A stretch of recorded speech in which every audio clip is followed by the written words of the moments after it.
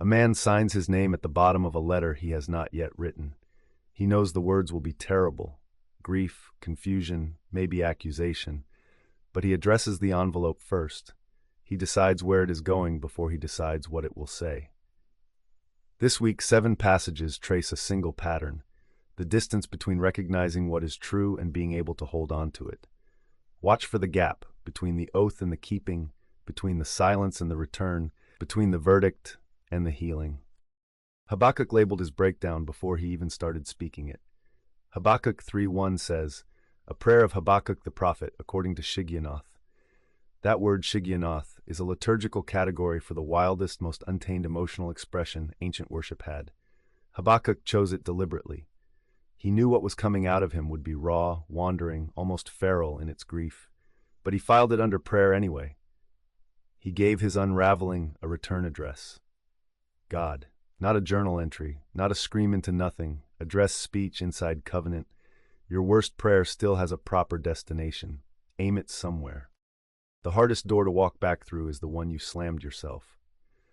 2 Samuel 19:10 says, "Absalom, whom we anointed over us, has died in battle.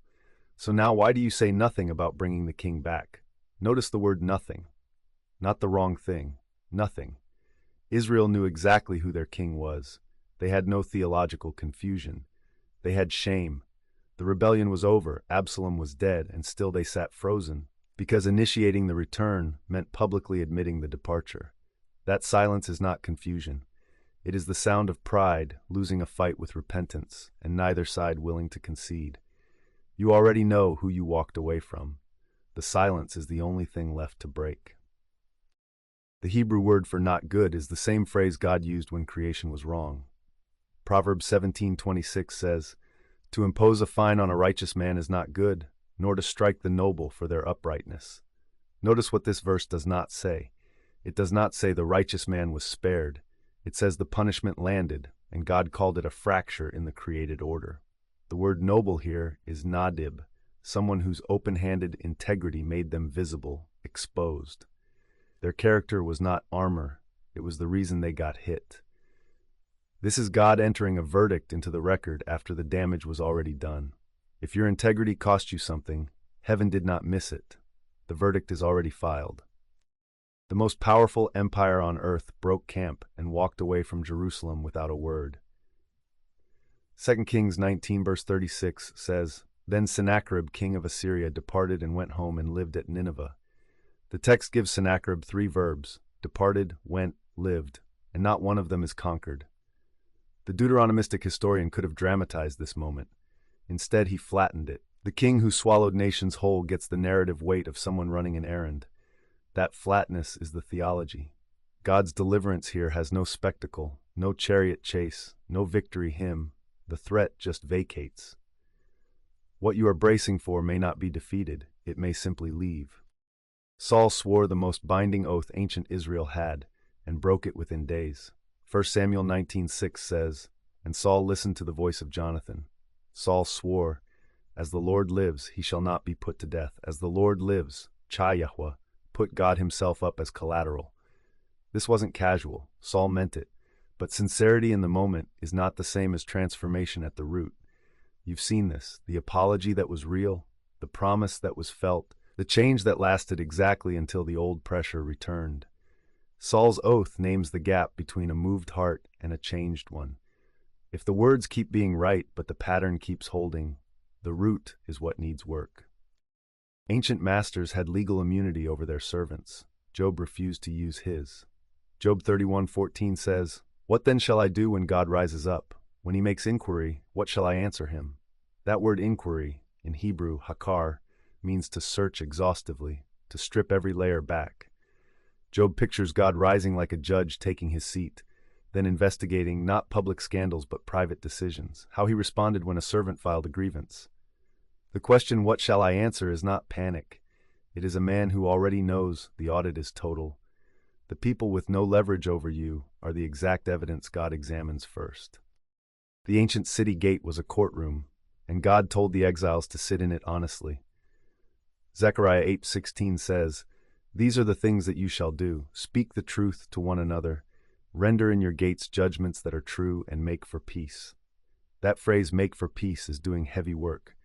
The Hebrew word is shalom, not the absence of conflict, but the presence of wholeness. God binds it to judgment.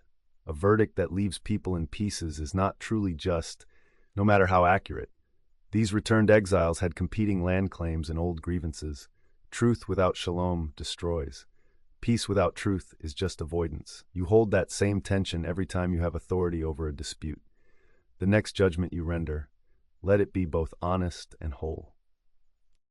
There is a particular kind of suffering that comes not from ignorance but from clarity. Every passage this week features someone who knows. Israel knows David is king. Saul knows David is innocent. Job knows the audit is total. The exiles know what justice requires. And not one of them can close the distance between that knowledge and its sustained expression by willpower alone. This is the theological move the week makes. Knowing is not enough. Sincerity is not enough. The oath sworn with full emotional conviction dissolves when the original pressure resurfaces. The silence of a people who understand exactly what repentance demands stretches on precisely because they understand it. The righteous person's integrity does not prevent the blow, it invites it. Human moral clarity, without a sustaining source outside itself, collapses under its own weight. And God's response to that collapse is strange. He does not motivate. He does not lecture. He receives the unraveling as addressed speech. He vacates the threat without ceremony. He enters his verdict into the record after the damage is done, not to prevent it, but to name it as fracture, to refuse to let the wrong be normalized. He binds truth to wholeness and insists that neither can exist without the other. What these passages dismantle is the assumption that the problem is always knowledge, that if you just understood more, believed harder, felt it deeper, you would finally hold the line. The biblical diagnosis is different. The gap is not intellectual. It is structural. You were not built to sustain your own faithfulness.